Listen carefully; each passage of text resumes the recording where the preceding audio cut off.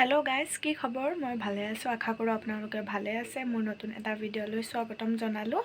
আজি মই বনাবলৈ লৈছোঁ ভাতেৰে বনোৱা এটা পাপৰ। একেবাৰে সুন্দৰ পদ্ধতি আৰু আপোনালোকে খায়ো ভাল পাব আৰু অতি সহজতে হৈ যাব। পাপৰটো ঘৰৰে কিছুমান সৰু সুৰা বস্তু, সেইখিনি বস্তু আমাৰ চবৰ ঘৰতে থাকে।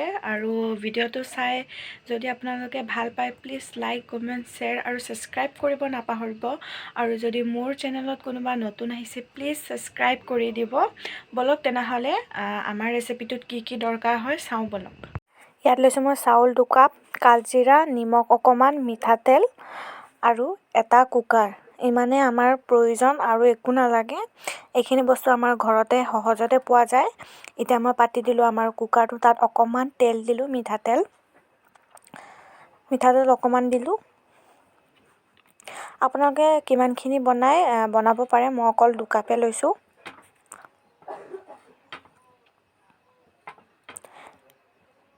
তেলখিনি ভালদৰে গৰম কৰি ল'ব লাগিব। প্ৰথমত ধুনীয়াকৈ গৰম হৈ গ'ল, তাৰপিছত আমি দি দিম কালজিৰা। এইখিনি চাওক, কালজিৰা অকণমান। আপোনালোকে ইয়াত যদি জিৰা দিবলৈ মন আছে তেনেহ'লে জিৰাও এড কৰিব পাৰে। ইয়াত মই দি দিলোঁ একেবাৰতে নিমখ আৰু কালজিৰা। গোটা জিৰা দিম ক'লে আপোনালোকে গোটা জিৰাও দিব পাৰে। মই কালজিৰা দিছোঁ অকল।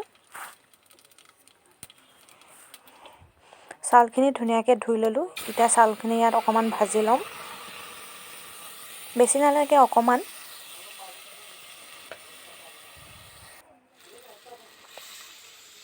ভজা হৈ গ'ল, এতিয়া পানী দিলোঁ। পানী অকণমান বেছিকৈ দিব লাগিব, অকণমান খিচিৰি বনোৱাৰ দৰে। যদি আপোনালোকে সেইটো এটা জোখ লৈ ল'ব। যদি 1 কাপ চাউল দিছে, তাৰে 3 কাপমান আপোনালোকে পানী দিব লাগিব। 3 কাপ বা 4 কাপ।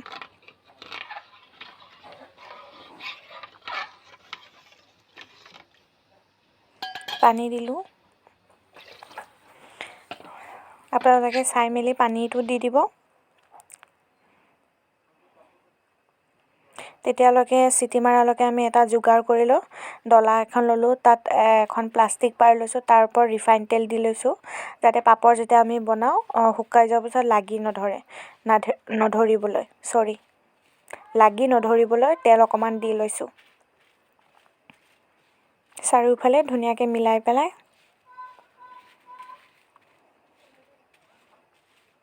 আপোনালোকে এই তেল লগোৱা পদ্ধতিটো পাহৰি নাযাব, তেল লগাব, নহ'লে শুকোৱাৰ পিছত একেবাৰে।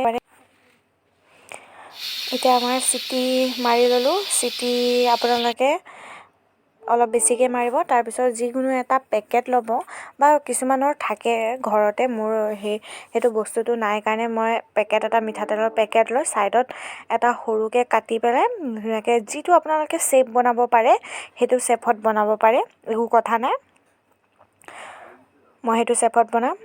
এয়া দেখিছে, ভাতখিনি একেবাৰে কোমল খিচিৰি বনোৱাৰ দৰে বনাব, পানী অকণ বেছিকৈ দি। এতিয়া মই ধুনীয়াকৈ এইটো শ্বেপত দি দিছোঁ ডলাত। দুখন ডলাত মোৰ হৈছে 2 কাপ চাউলৰ। দেখিছে?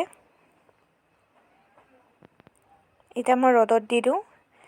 কিমান ধুনীয়া ৰ'দ দেখিছেনে? আপোনালোকে মিনিমাম যদি অকণমান সৰুকৈ হয় 5-6 দিন ৰ'দত দিব ধুনীয়াকৈ, যাতে এনেকুৱা শুকাই খৰখৰীয়া হৈ যাব।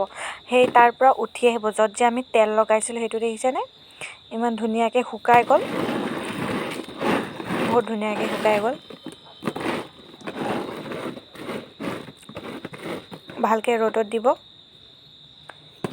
মিনিমাম 5 দিনমান দিলে আপোনালোকে বৰ ধুনীয়াকৈ হৈ যাব। সৰুবোৰ, এই ডাঙৰবোৰ অকণমান টাইম লাগিব, 1 সপ্তাহমান।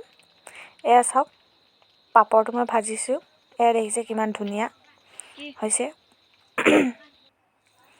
এয়া চাওক, ধুনীয়াকৈ ফুলিও যায়। আপোনালোকে এইটো গধূলি ধুনীয়াকৈ চাহৰ লগত খাব পাৰিব। একো নাই, ঘৰতে বনোৱা এটা ধুনীয়া, বাহিৰৰ বস্তু খোৱাতকৈতো ঘৰতে নিজে বনাই খোৱাই বহুত ভাল, গম পায়ে আপোনালোকে। এয়া চাওক, ইমান ধুনীয়া। আপোনালোকে এবাৰ ঘৰত ট্ৰাই কৰি চাব।